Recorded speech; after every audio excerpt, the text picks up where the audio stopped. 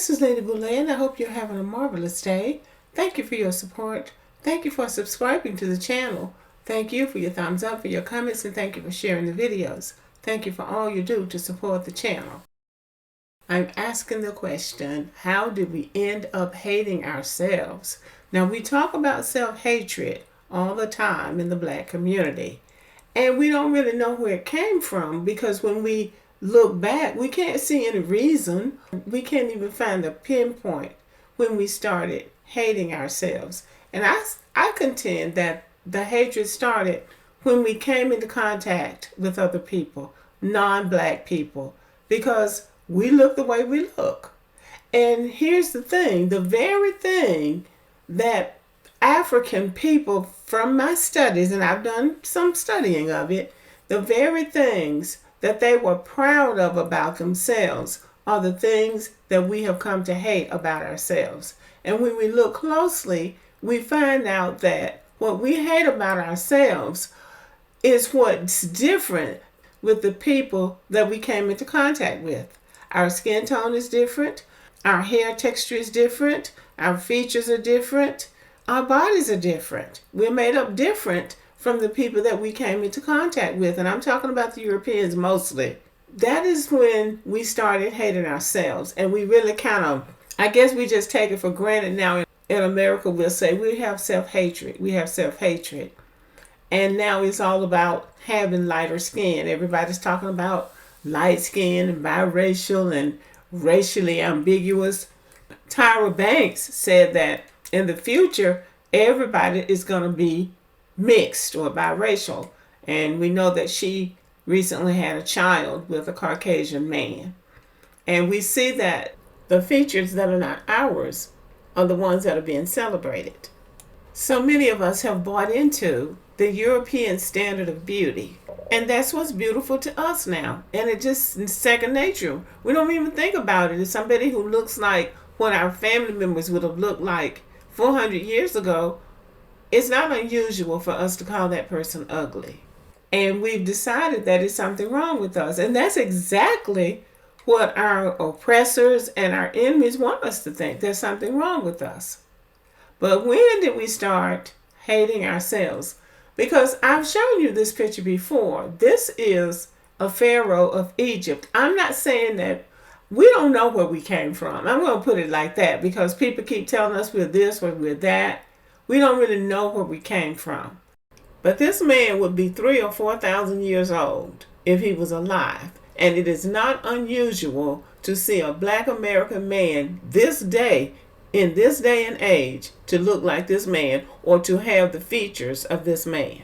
I'm not saying we descended from ancient Egyptians, but if you look at modern day Egyptians, the Black ones, who have intermixed with the Europeans and the Arabs, they don't look a whole lot different than we do. This is a present day Black Egyptian family, and this is a present day African American family, and these people don't look all that different. So it could be possible that we descended from somebody in that area. That's what I'm saying.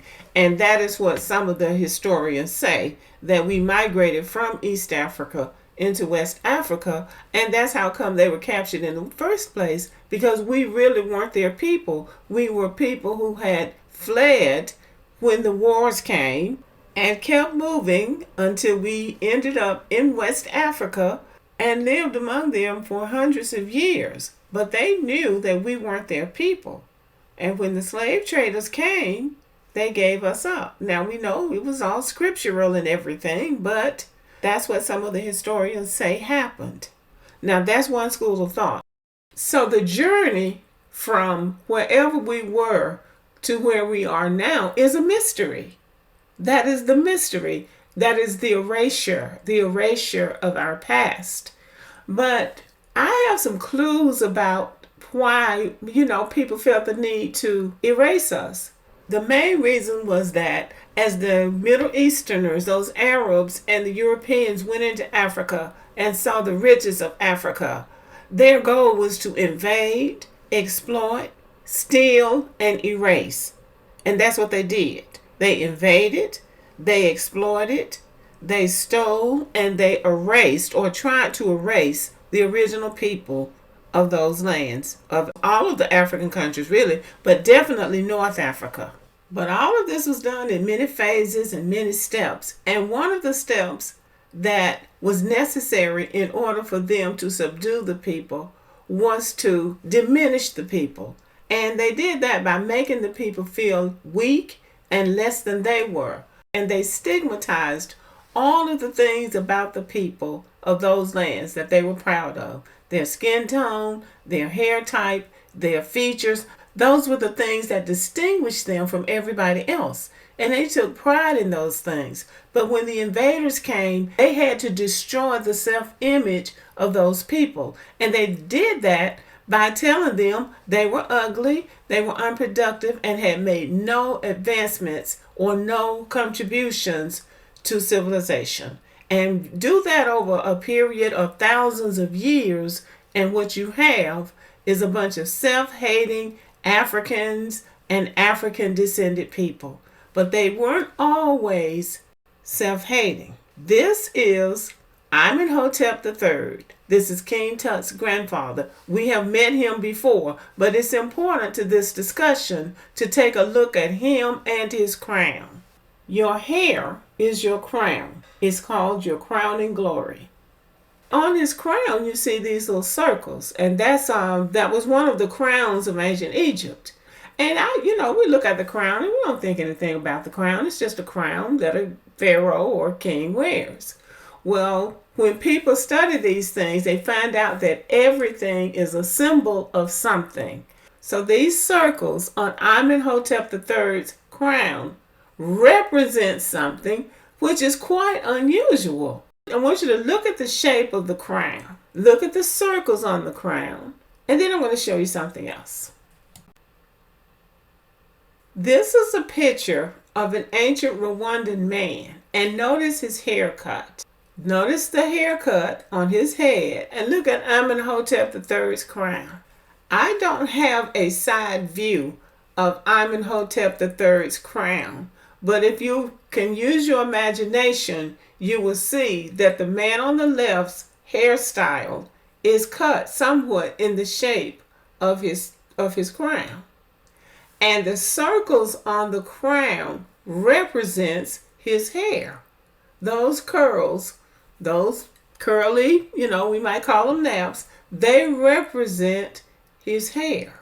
So that means he was proud of his hair. If he would have put an image of his hair or something to symbolize his hair on his crown, that means he was proud of his hair. They were proud of their look. They were beautiful. The Egyptians were beautiful because this is an ancient Egyptian or Kemetic. And the man on the left is from Rwanda. I think they call themselves Rwandese.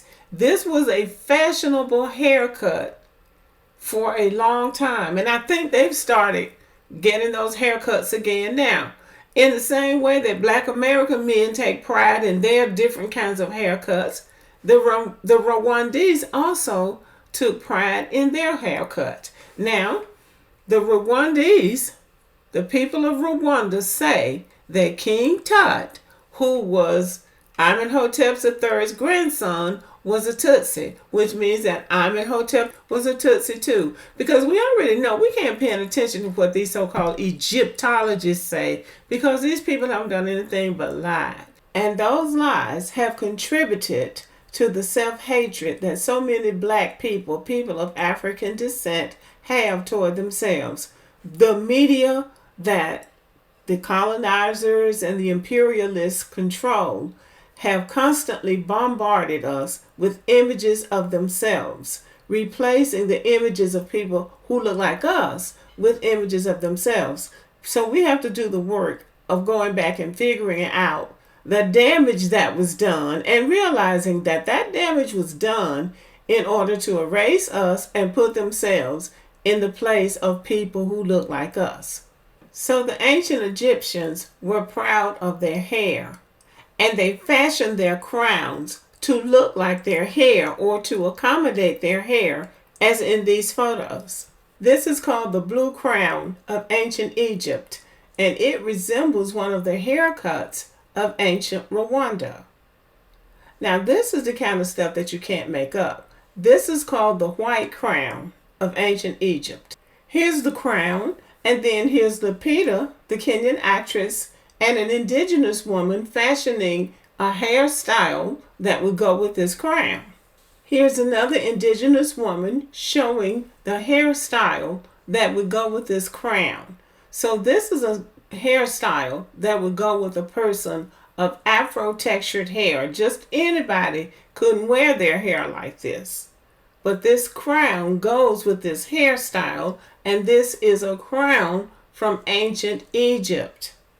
This crown is called the Deseret, and this is King Tut and his grandfather Amenhotep III wearing this crown. And this crown also accommodates a hairstyle that modern Black American men would wear. So this crown would go with this hairstyle. It's shaped similarly. And they shaped their crowns according to how their hair grew. And they were proud of their hair. Now, this is not a crown. This is a headdress. It's called the Nemes headdress. This is the Cleopatra style headdress. And this headdress is made in the shape of the braids, or the way that a woman would wear braided hair, as in this picture. Here is the iconic picture of the boy king, King Tut, wearing the Nemes hairdress. This is his burial crown. And I think this is the one which all of the people who have tried to mimic ancient Egyptians took this from. But this is just one of the headdresses that they wore. It is astounding how colonizers and invaders have gone into countries and nations of Black people and taken over their culture and renamed their symbols of freedom, their symbols of royalty, the things that they stood for. They renamed those things into what they wanted them to be. And that was done also in ancient Egypt. But those people were proud of themselves. They were proud of the way they looked. They were proud of their culture. They were proud of their skin tone, their hair type, their features. It's only when other races of people come among you and pull a gun on you and tell you that's not yours, that's mine now. And then they remake somebody else's culture into what they want it to be. That is the destruction of a people. And that is what has happened to Black people all over the world. Somebody came in with a Bible and a gun. So we're going to either get you with the Bible or we're going to get you with a gun. But either way, they're going to take over your society. They're going to take over your culture. And when they finish with you, you're only a skeleton of what you were before they came. And in that destruction of you, your self-image, your spirit, even your soul sometimes seems like it's been destroyed. But that's what's happened to Black people. And that is how we ended up hating ourselves. Because we were programmed to hate ourselves. Because we can't love ourselves. Because when you love yourself and you're proud, you fight for what's yours. But when you've been defeated, you submit, you surrender. And then the invaders take over, and they take over everything that you care about. Your image, your self-esteem, even the way you look. You don't even look like an Egyptian anymore, because now an Egyptian looks like me, the invader. But this is where our challenge begins. We have to start over, and we have to discover all over again who we were, who we are, and to be proud of who we are, and to stop hating ourselves and each other. That is the challenge before us in this new dispensation that we are entering. So how did we end up hating ourselves? We did it for survival, because we were defeated by an enemy that was determined to destroy us. So self-hatred in our case has been a means of survival. We hated ourselves, but we survived. Now the question is, where do we go from here? Okay, y'all, let me know what you think about the video. Thank you for listening. Subscribe to the channel, give me a thumbs up, leave a comment, share the video, and as always, have a great day.